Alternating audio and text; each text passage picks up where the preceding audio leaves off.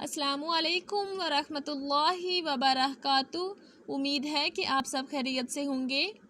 آج ہم پڑھیں گے مصیبت و پریشانی کے وقت کی دعا۔ جب ہم پریشان ہوں یا کسی مصیبت میں ہوں تو تب ہمیں یہ دعا پڑھنی چاہیے۔ انا للہ و انا الیہ راجعون۔ اللہم اجرنی فی مصیبتی واخلف لی خیرا منہا۔ خالی راجعون تک بھی پڑھ سکتے ہیں اور آگے بھی پوری پڑھیں تو بھی صحیح ہے۔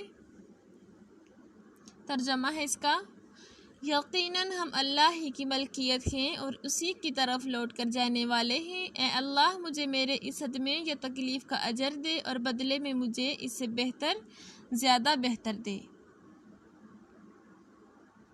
اس کے بعد ہے مصیبت کے وقت ورد کرنا۔ لا الہ الا انت سبحانک انی کنت من الظالمین۔ لا الہ الا انت سبحانک انی کنت من الظالمین۔ جب پریشانی میں آپ ہوں یا کسی مصیبت میں ہوں تو یہ ورد کر سکتے ہیں، تسبیح کر سکتے ہیں اس کی۔ ترجمہ ہے اس کا: تیرے علاوہ کوئی سچا معبود نہیں، تو پاک ہے، یقیناً میں ہی ظالموں میں سے ہوں۔